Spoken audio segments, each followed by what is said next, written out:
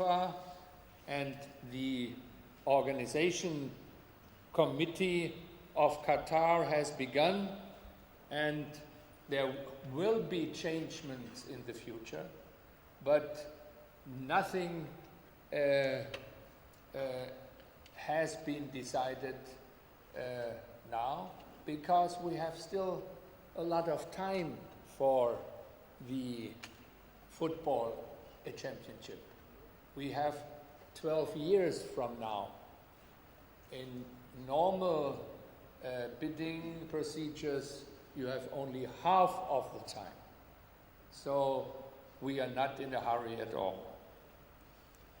The aim of our new stadiums is that these stadiums are integrated in the city, that they are focal points for further development in the city. And I only want to show you one example, the stadium of Al-Wakra.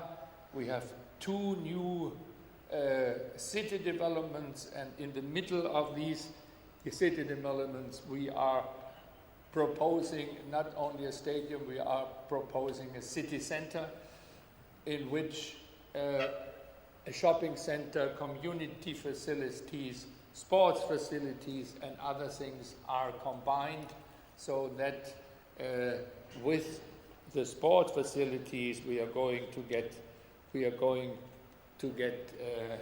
a new city center for the whole development. This, I think, is most important. The last thing I want to mention is that we are not constructing stadiums which we don't need afterwards. The stadiums are constructed so that can be reduced again. For the Qatar Liga, we need stadiums with about 15 and 20,000 spectators, and all this will be kept in the future. An intelligent idea in the bidding process was that we are using the parts which we need for the championship but not afterwards, that these are constructed so flexible that they can be exported and donated into other countries, and that a full range of larger, smaller sports facility can be created out of these parts. I think that the starting discussion and the beginning of the work on the football championship is an integrated part of the city development of Doha as a whole. It is for the youth, and I think Qatar is on the right way, that sport and education and science are two of the biggest pillars of the development in this country. The young people have to learn the feeling of victories and losses, and the hardship of endurance of sports, and this is part of the Qatari society. So I wish you all the luck for the future developments, and I think that the true Arab hospitality can be part of the thinking of the future. And please don't forget, everything has to do with emotion. Thank you very much.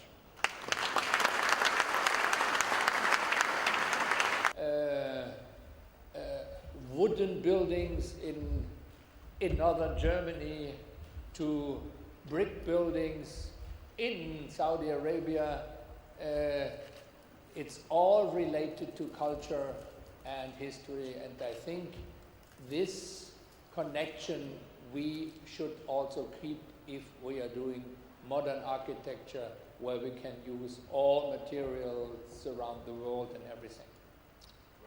I guess you've highlighted that you've worked quite extensively in the past in the Middle East. I'm really intrigued to know, sort of in terms of your experience of the working in the Middle East, how does that differ from you working in other areas, like in China, also in your home country of Germany? Is there something distinctive about working in the Middle East that you could probably share with us? The most important thing is that working in foreign countries, you're working in different cultures. And you have to think about these cultures. You have to partially live in these countries. We have always had the goal that we are not coming into a country, working there for 4 or 6 weeks and then leaving again. We have always had local partners working together with us.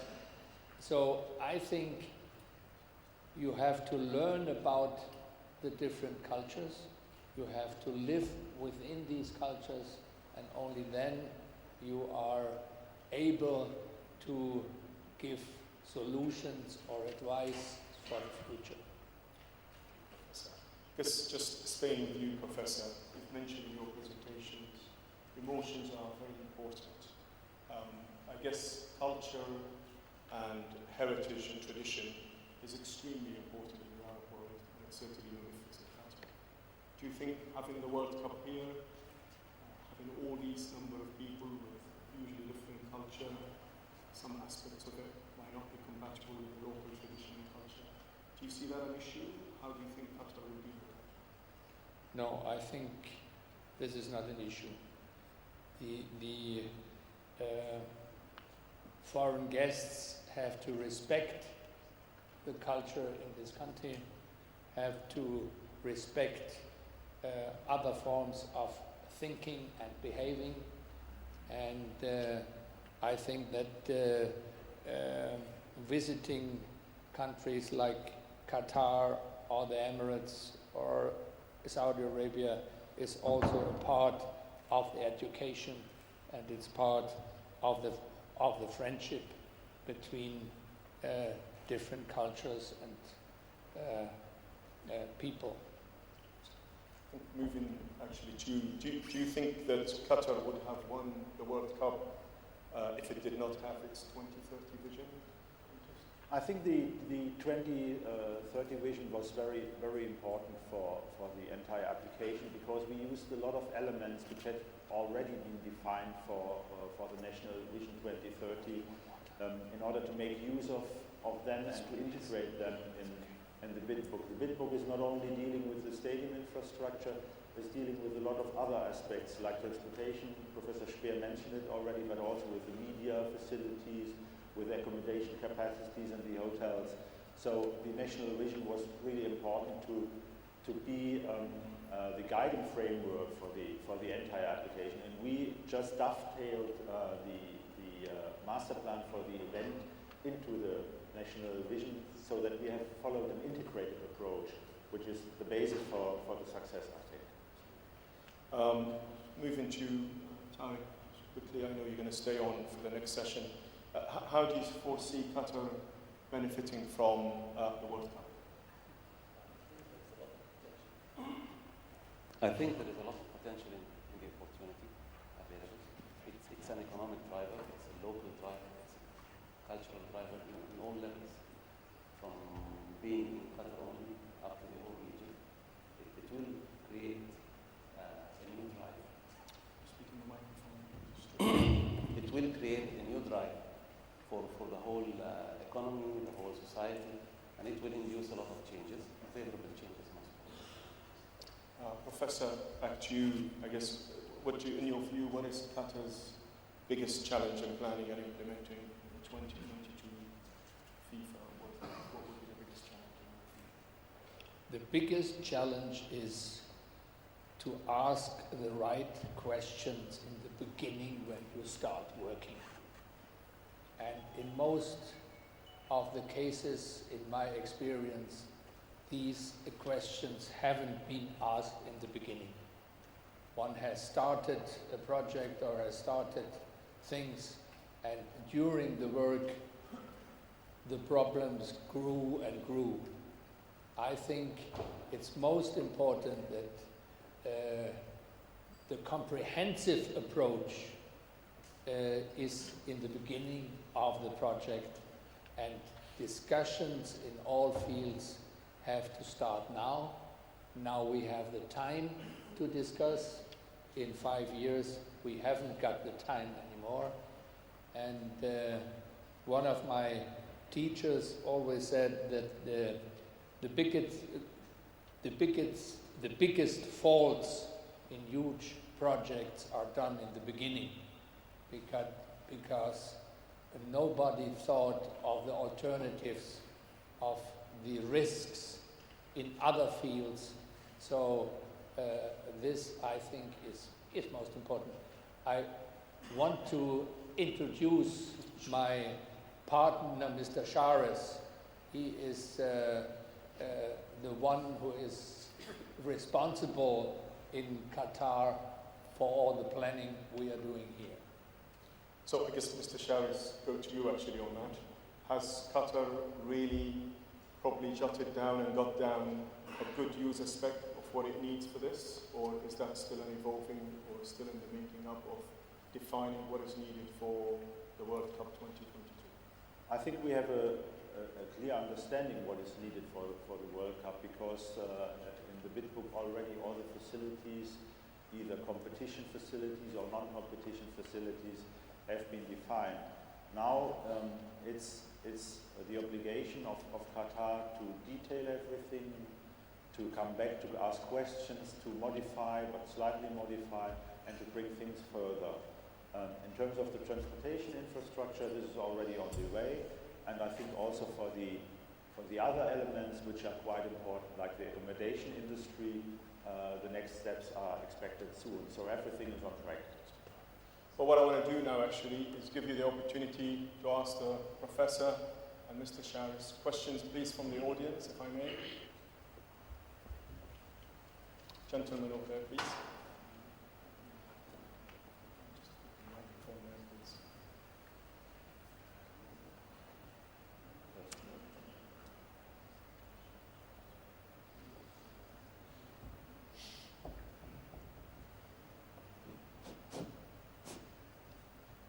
Yes, I'd like to ask, Dr. Speer, how did he design your stadiums within these cities, and how to make use of these stadiums with the cities? You mentioned Mallorca only, so what about the other stadiums? How will you have like Rayyan and Gharafa area and the Buro area? How will you make use of that? People actually make use of these stadiums and the facilities around them. You can clarify this information more. Thank you. I think Professor is about. Yeah, it was Mr. hardly Shares. understandable. I think your question is referring to the stadium and the. Could you perhaps? The stadiums and how to make use of the stadiums and the facilities there, and to make them acceptable to the people who are living in that area. Yeah. Okay, I think we have shown one example of the Al Bakra Stadium, which is a perfect example how to integrate stadiums into the new urban context or into an emerging urban context. Our idea was for that particular stadium to use it as a catalyst for urban development, to integrate as much as possible community elements like sport facilities, retail, shopping, but also facilities to meet people into such a stadium or stadium complex. Furthermore, our approach is that the stadiums should be used after the World Cup for the clubs. We have 12 stadiums for the FIFA World Cup, and we have several clubs in the Qatar Stars League which have not their own stadium or their own state-of-the-art stadium so far. So our idea is that the post-use component of the stadiums should be provided by the clubs. And this means also that we will reduce the capacities of the stadium from the 45,000 seats for a group match to the capacity of 20,000 seats, which is fitting with the demand of the local league. So with this is also connected that the stadiums will be permanently used after the World Cup. And I think it's most important that we are not only looking at the stadiums, but that we are looking at the same time on the urban environment, that the people are accepting the stadium within their neighborhood. And there, I think, which is not yet achieved in Qatar, is the quality of urban spaces, the shades in the urban space, the quality of streets, and there is a lot to be done. Any more questions, please, from the audience? Maybe one more question. Gentleman over there, please. In your presentation, you have shown a lot of pictures from the previous World Cups, which were always World Cups in a country. So we're talking about a stadium in one city, Germany or stuff. Now we have the first time a World Cup in one single city. So we're talking about 12 football stadiums in one single city, which is Qatar now. Of course, Qatar today is nothing what Qatar will be maybe in 10 years, but I think this is maybe the biggest challenge, and maybe we can talk a little about this aspect of how this quantity of stadium will be used. Yeah. You're indeed right. The hosting form which is here planned in Qatar is unique. In the history of the World Cup, never so many stadiums have been established in such a small urban context. This means that we need a very efficient transport system, which will be the metro in the year 2022. So this is one of the major tasks to finalize the metro, because for such a small urban context you require a perfect transport system. But on the other hand, such a compact World Cup like the Qatar concept offers a lot of challenges, offers a lot of opportunities. You will have the chance to see 2 matches a day, which will never have been possible in the last World Cups. This gives the fans a total new experience to see one match in the afternoon hours and to have a second one during the evening hours. Fans will not have to change their hotel and traveling a lot during the host nation in order to follow their team. They could come, stay in one hotel for the entire period of their presence in Qatar. Furthermore, the teams have not to travel. They could look for a team hotel or a team-based camp where they will stay for the entire tournament. It's not required to travel for them and to move from one camp to the other. So we have a lot of advantages, although we have some challenges we have to overcome. I guess turn to you, Professor. In your view, how long do you expect the construction program to last in stadiums?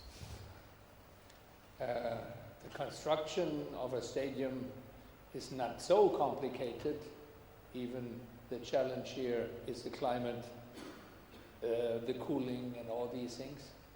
I think the challenge is mainly in the infrastructure and the quality of the urban surrounding of the stadiums. A stadium can be easily constructed in 2.5 or 3 years, so we have plenty of time to construct stadiums.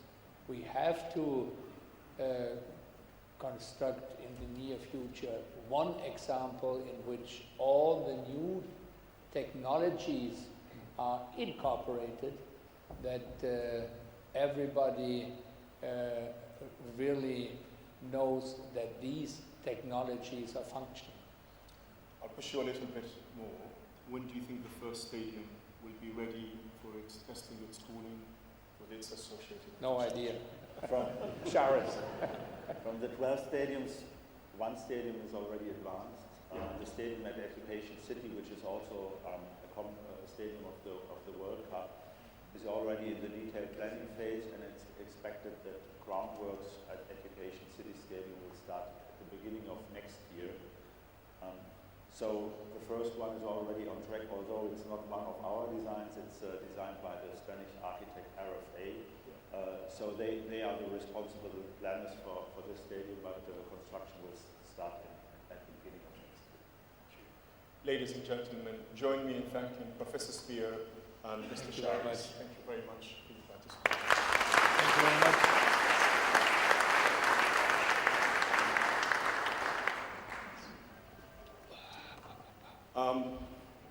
The next item on the agenda is actually an extension of what we just been talking about. The next panel discussion will cover the architectural challenges of stadium design. I would like to welcome to the stage Ivar Krasinski, Director of STR-EDGE, Tariq Hefny, Project Director of Khalifa Stadium Development, 2006, and Phil Dalglish, Regional Director of Buro Happold. Please join me on the stage.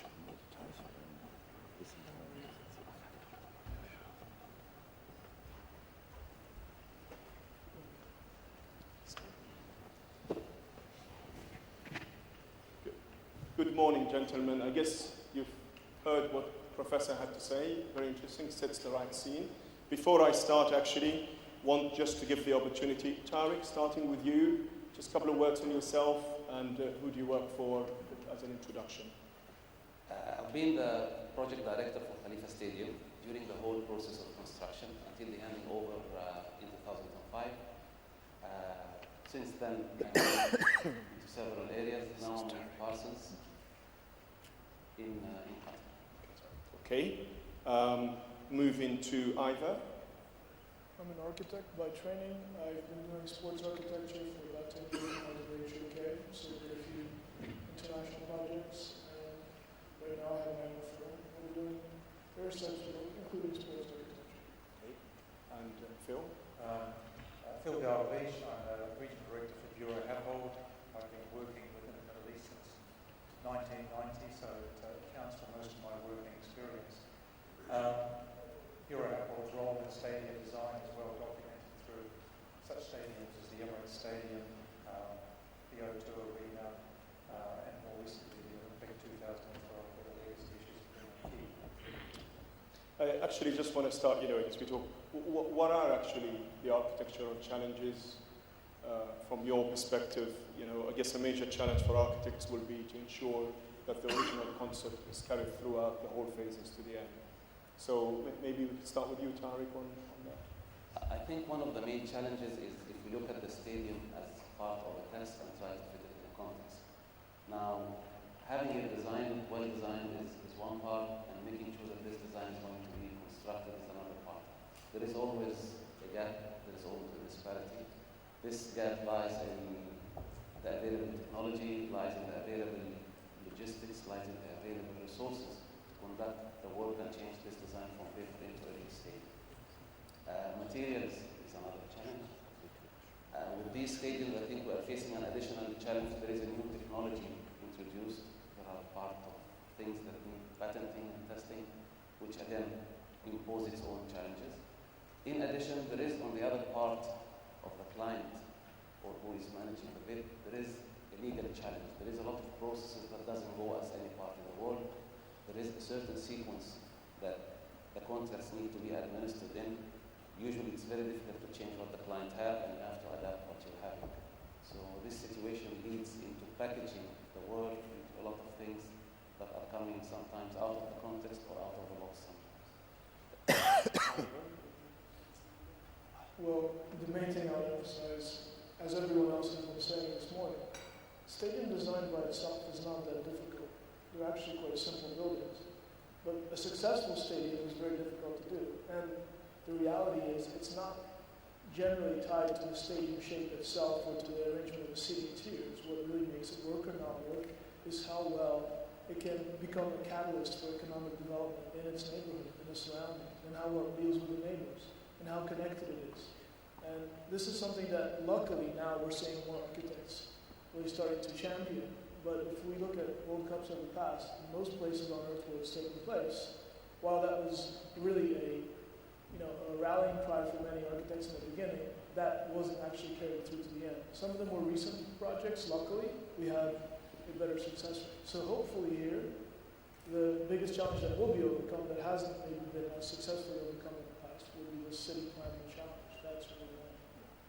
Phil, I guess coming to you, Ivar says it's simple to design a stadium, but I guess these stadiums have to be cool, they have a retractable top. What are the challenges of doing that? Well, I think the challenge that Qatar has is that it's trying to build at the same time 9 new stadiums. And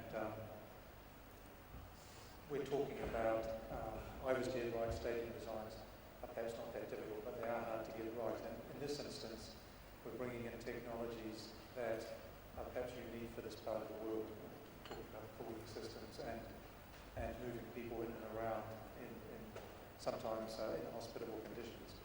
I think the key here is that with such new levels of technology being employed in the stadiums, it's going to be critically important, as Professor Speer said, that somewhere along the way a prototype has to be established from an engineering perspective, whether it be from the removable roof, how the wind affects the environmental conditions, or just the sustainable approach to building the stadiums.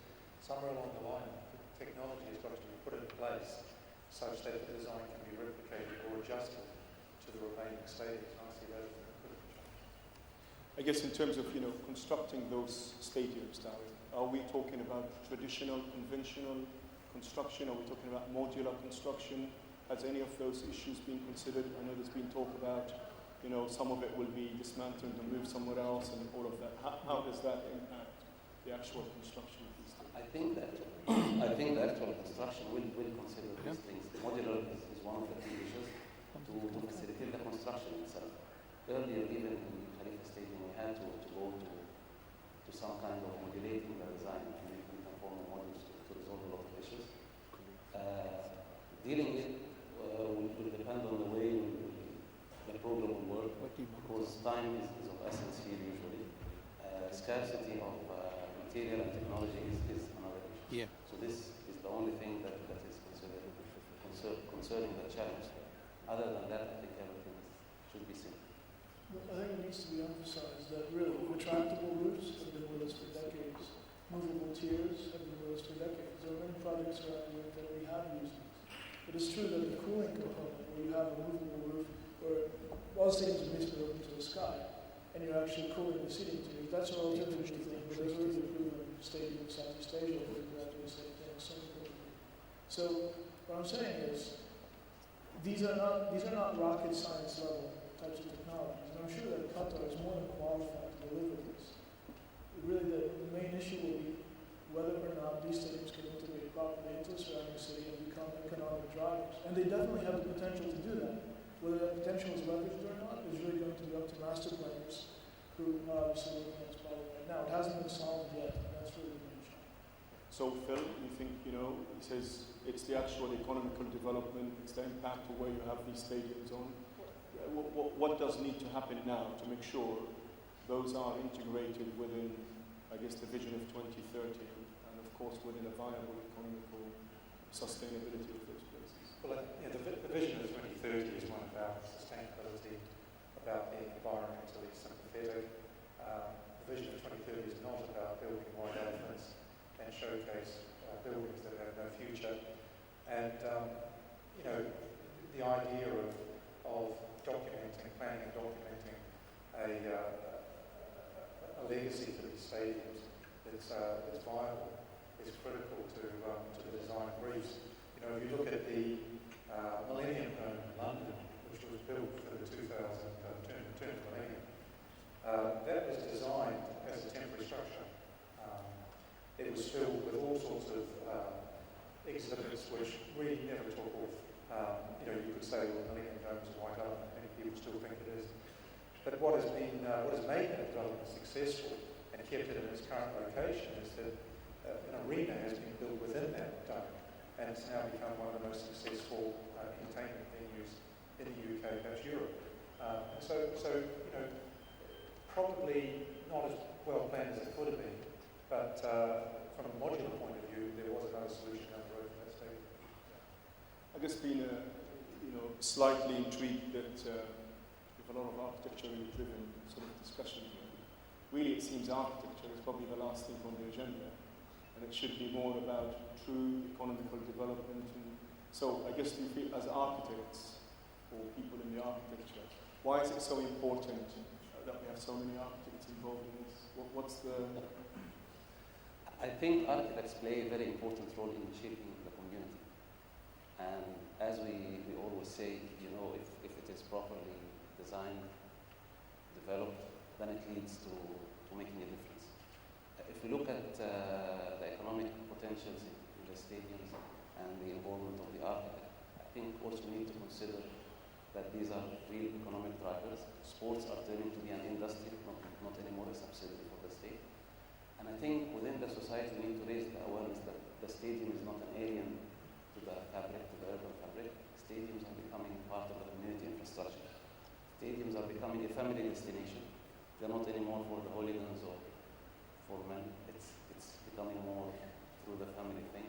So I think the whole thing entails involving an art or an urban plan. If we look at architecture as a profession, architects are generalists. If you think about the things that are required to make a project work economically, there's a financial feasibility side, that's a specialty unto itself. There's master planning, there's infrastructure, those are specialties unto themselves.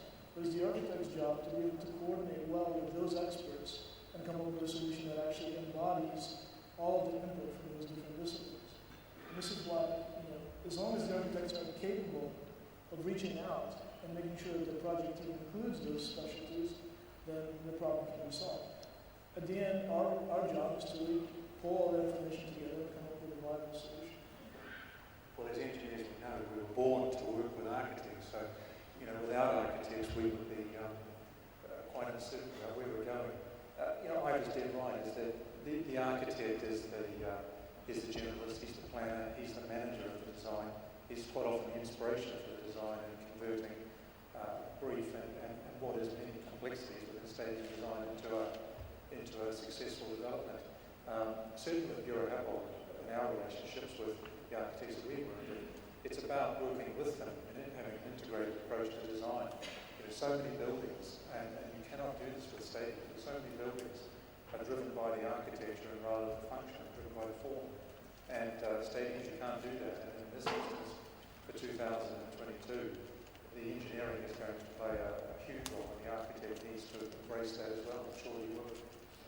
I guess, you know, once those stadiums are detailed engineered, etc., you know, cost. I guess how much would the cost impact have on the construction of these, you know, stadiums? Sort of balancing real cost and time and what the original intent of the architect was. I think at the beginning the cost will not be an issue, but it depends on when we will start.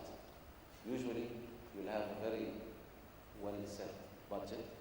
The cost will go within this budget, but the decisions, as they delay, there is always an increment increase in this budget. I've been involved in some projects that started with 180 million and ended up with 470. Part of this doubling is due to delays, meeting deadlines, and sometimes these deadlines involve other activities.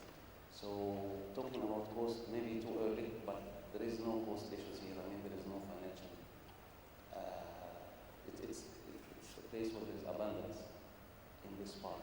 The scarcity is in other issues. So cost at the beginning is not an issue, but the cost will have implications as the time will start.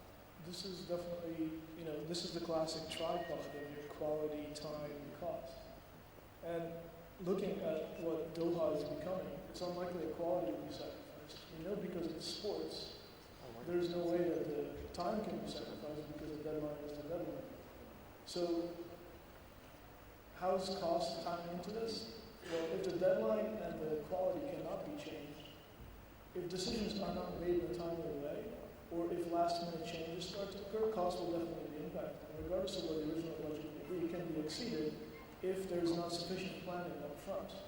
And that can come from many other sectors. That can come from infrastructure, it can come from the engineering, it can come from the architecture itself, or from any number of issues. So planning way ahead will keep you from having to compensate for last-minute changes with the cost, because that's really the only place that projects in the sports realm can move, unless you're willing to sacrifice quality.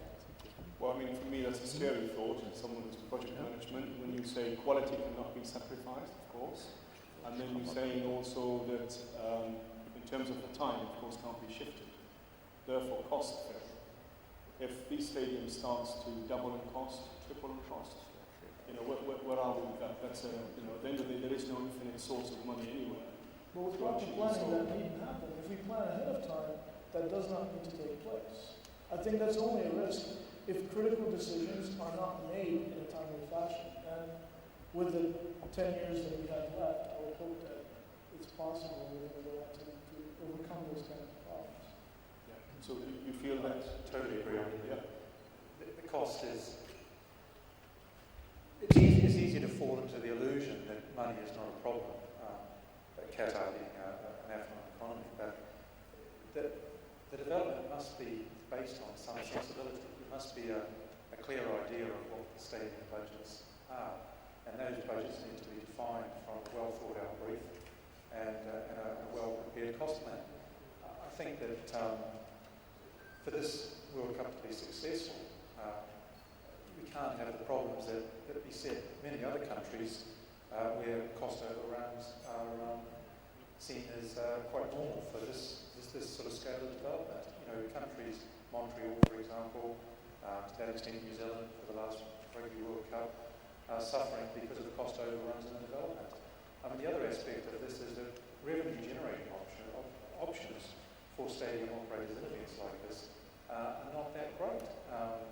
And so, you know, if this World Cup were to be looked at on the basis of revenue and expenditure, as in any other country, then I think the cost of stadiums has to be very, very carefully controlled. I guess that, you know, shifting back then, in terms of sustainability and cost, trying to get that balance right, as we progress into constructing these stadiums and the deadline becomes more imminent, how do you think the balance between sustainability and cost? Will we sacrifice some sustainability in favor of cost towards the end? Because I think sustainability is a kind of a thread that will start from the design and continue throughout the process.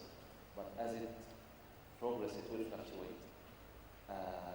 The main issues concerning sustainability will be the decisions related to the technologies involved and the materials required.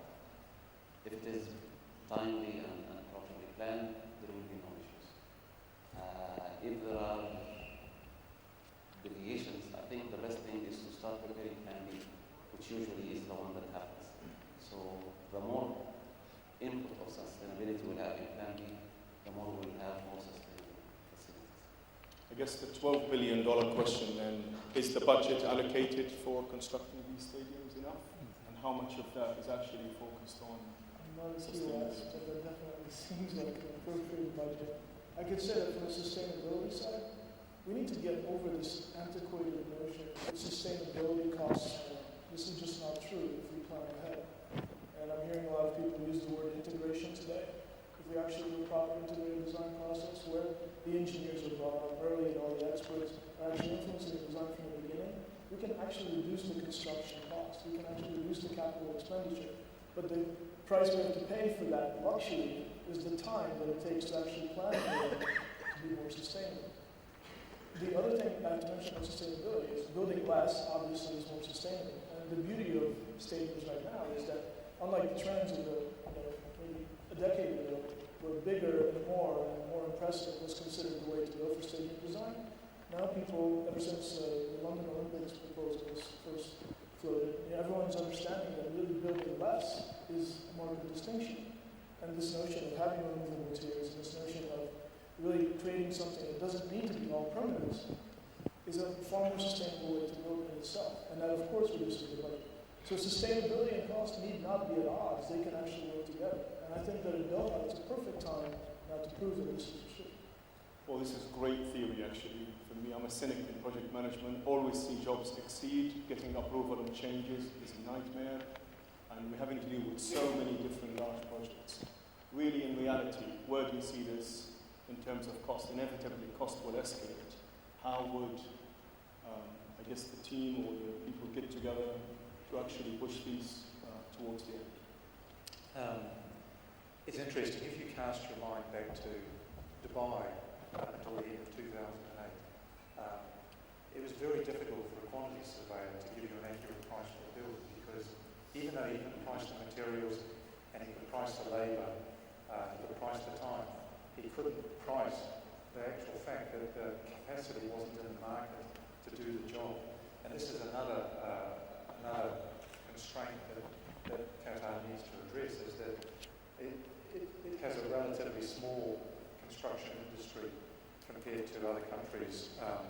It has a relatively small ability to manufacture within the country, so importation of raw materials, importation of finished products from Europe, America or Asia or wherever, it just can't all land at once. And we've got to remember that, in addition to 9 stadiums, we've got the venue training facilities, we've got the venue hotels, we've got all the other hotels going up, we've got the rest of the infrastructure going on.